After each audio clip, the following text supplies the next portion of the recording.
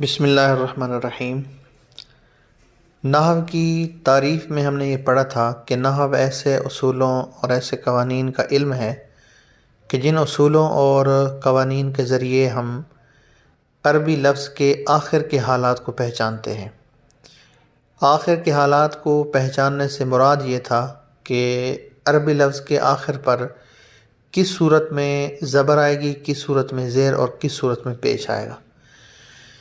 تو آج کے سبق میں ہم اعراب کے حوالے سے گفتگو کریں گے، یعنی زبر، زیر اور پیش جن کے بارے میں ہم نے شروع میں پڑھا تھا۔ تو یہ عربی زبان میں بہت زیادہ اہمیت کے حامل ہیں کہ انہی کو تبدیل کرنے سے معنی بدل جاتا ہے۔ تو آج کے سبق میں ہم اس اعراب کے بارے میں پڑھیں گے۔ تو اعراب کی تعریف یہ کی جاتی ہے کہ ایک زبر، ایک زیر، ایک پیش، دو زبر، دو زیر یا دو پیش کو اعراب کہتے ہیں۔ اگر دو زبر، دو زیر، دو پیش ہوں گے تو ان کو تنوین بھی کہتے ہیں۔ اور کسی بھی لفظ کے آخر میں، یعنی اگر ایک زبر آ جائے، ایک زیر آ جائے یا ایک پیش آ جائے، دو زبر، دو زیر یا دو پیش آ جائیں تو ان کو ہم اعراب کہیں گے۔ اعراب کی ابتداءً دو قسمیں ہیں، ایک اعراب بالحرکت ہوتا ہے، ایک اعراب بالحرف ہوتا ہے۔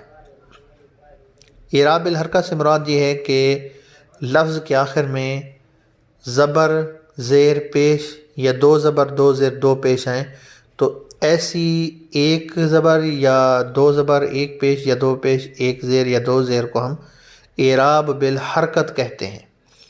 اور اگر کسی بھی لفظ کے آخر پر بجائے ان زبر، زیر اور پیش کے کبھی کبھار ایسا بھی ہوتا ہے کہ عربی الفاظ کے آخر میں زبر، زیر اور پیش کی بجائے کچھ حروف آتے ہیں، یعنی زبر، زیر اور پیش نہیں لگے ہوں گے بلکہ ان کو ظاہر کرنے کے لیے کچھ حروف استعمال کیے جاتے ہیں۔ تو وہ تین حرف ہیں، ایک واو، ایک الف اور ایک یا۔ ان کو اعراب بالحرف کہا جاتا ہے۔ مثال کے طور پہ جیسے زیدن، زیدن، زیدن۔ تو اسی طرح الرجل، الرجل، الرجل، الرجل۔ تو یہ آخر پر جو ایک زبر، ایک زیر، ایک پیش یا دو زبر، دو زیر، دو پیش آئے ہیں، یہ اعراب بالحرکت ہے۔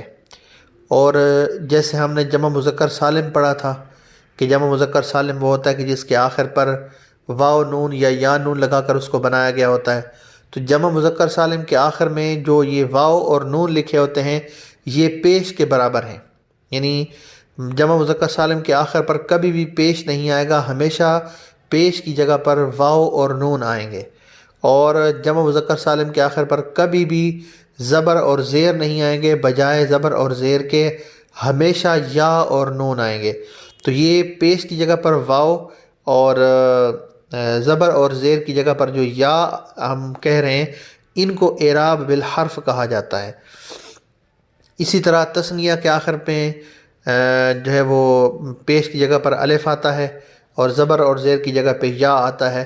تو یہ پیش کی جگہ پر الف آنا اور زبر اور زیر کی جگہ پر یا آنا یہ اعراب بالحرف کہلاتا ہے۔